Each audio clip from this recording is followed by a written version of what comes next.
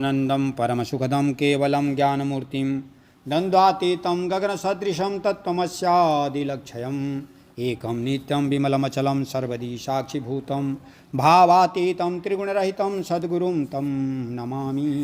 सद्गुरुं तं नमामि। गुरु को मानुष जानते ते नर कहिए अंग, होए दुखी संसार में आगे यम के फंद। गुरु नारायण रूप हैं गुरु ज्ञान के घाट, गुरु के वचन प्रताप सो मन के मिटे उचाट, मन के मिटे उचाट। प्रेम श्री सुखदेव भगवान की जय, प्रमुख महाराज की जय। कोई भी कर्म छोटा और बड़ा नहीं होता है। जो समझ होती है, जो भाव होता है,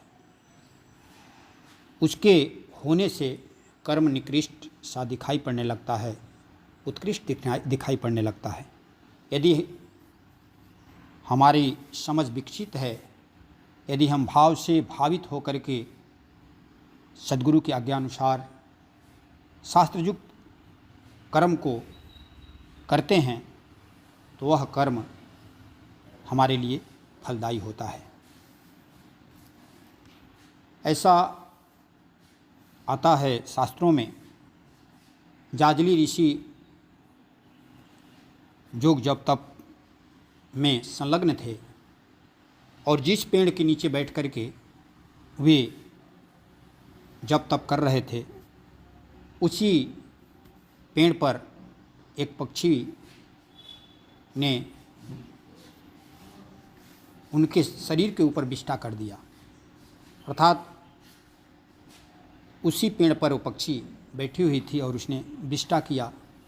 जैसे ही विष्ठा किया, उनके शरीर पर वे क्रोध से आग बबूला हो गए और उन्होंने क्रोध से युक्त होकर के उस पक्षी को देखा और पक्षी वो भस्म हो गया।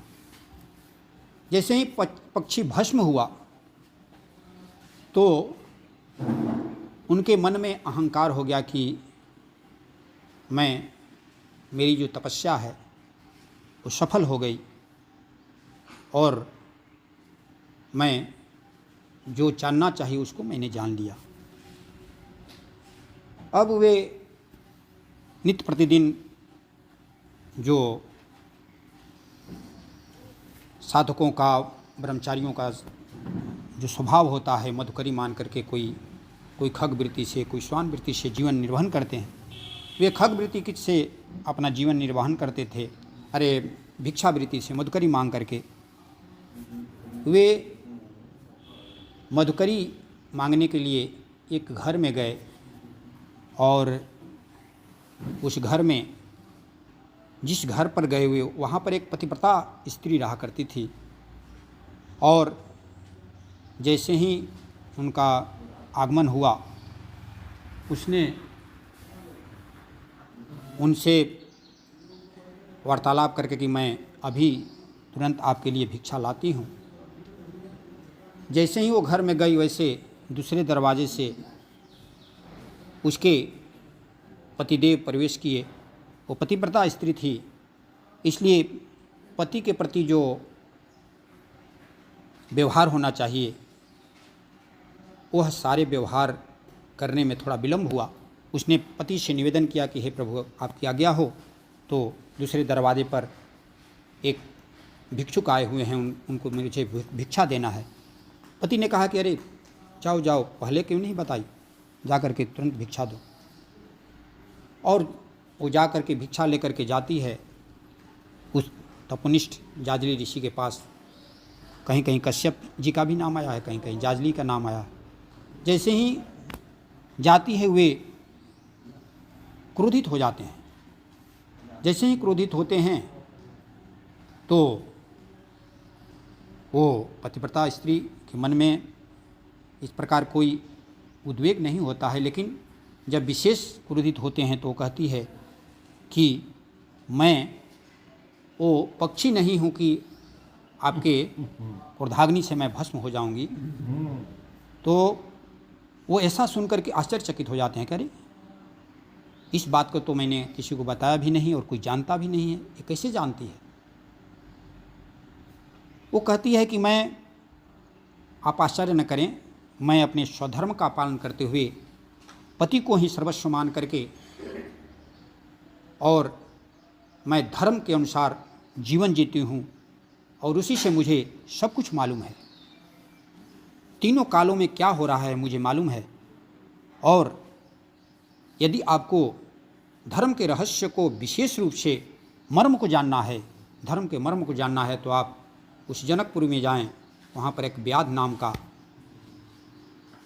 साधक है, भक्त है, वो रहता है। वो आपके धर्म के रहस्य को वो प्रकाश डालेंगे। बहुत आश्चर्यचकित हो जाते हैं जाजली ऋषि और वे उस नगरी में जाते हैं। उस नगरी में जाते हैं तो अपना मांस बेचने का कार्य कर रहा है।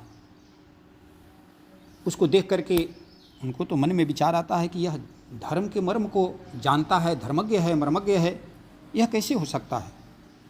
जब वे वहाँ से उनके मन में किंतु परंतु लेकिन आता है, वो कहते हैं कि नहीं, लगता है कि उस पतिव्रता स्त्री ने ठीक बताया नहीं।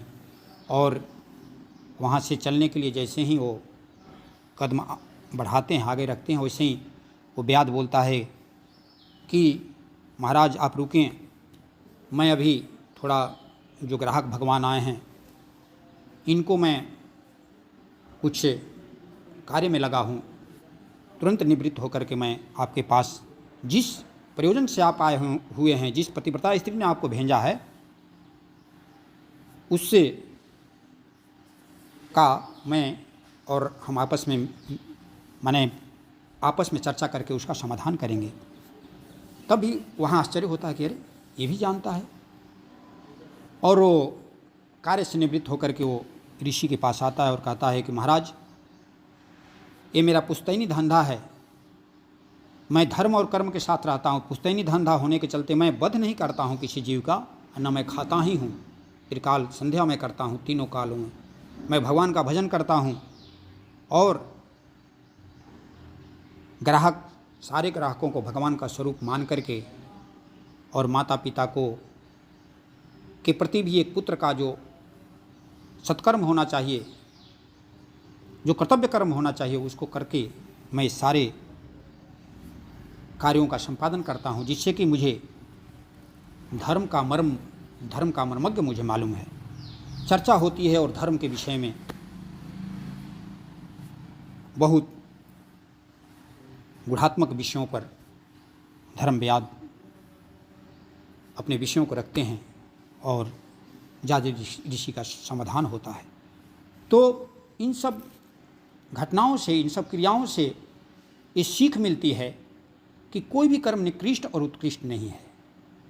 यदि हमारा भाव पवित्र है, यदि हम भाव से भावित होकर के और सद्गुरु की आज्ञा अनुसार शास्त्रयुक्त जो सद्गुरु ने सेवा दे दी है उसमें हम संलग्न हैं, तो वही कर्म चित्त शुद्धि का हेतु होगा, वही परमात्मा को देने वाला होगा। ऐसा आया भी है कि बंध मोक्ष वश कल्पना, कर्म में दो नहीं कोई, स्वार्थ कल्पना जब जुड़े बंध मोक्ष भ्रम हो।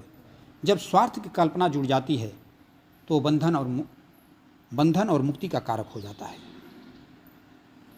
यानी कि जब निष्काम भाव से योगस्थ कुरु कर्माणि संगम त्यक्त्वा धनंजय सिद्ध सिद्धो समो भूत्वा समत्वम योग उच्यते, योग में स्थित होकर के अनासक्त भाव से और सिद्धि असिद्धि में सम रहते हुए, और जब कर्म फल की चाहना न करते हुए हम कर्म का संपादन करते हैं तो वह कर्मयोग बन जाता है।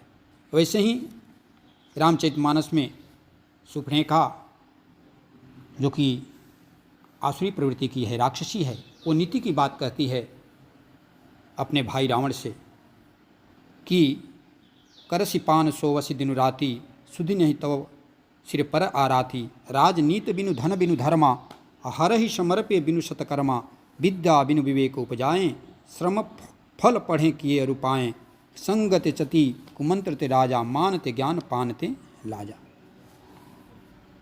कहती है कि दिन रात शराब पी करके और तुम सोए रहते हो, तुम्हारे नगर के समीप तुम्हारा शत्रु आ गया है, शत्रु आ गए हैं लेकिन तुमको मालूम नहीं है। कहते हैं कि राजनीति बिनु, यदि नीति का मर्मज्ञ नहीं है, नीति को नहीं जानता है, तो उस राजा का राज चला जाता है। और यदि धन है और धर्म नहीं है तो उसके पास धन टिकता नहीं है। इसलिए कि धन की 3 गति बताई गई है, या तो दान, या तो उपयोग, या तो नाश। जब हम धन का हमारे पास है, उसको एक जो दान की विधि बताई गई है, प्रगट 4 पद धर्म के कलम हुए एक प्रधान, जेन केन विधि दिने दान करे कल्याण। और कलयुग में कहते हैं कि धर्म के 4 चरण है, लेकिन दान को सर्वोपरि माना गया है।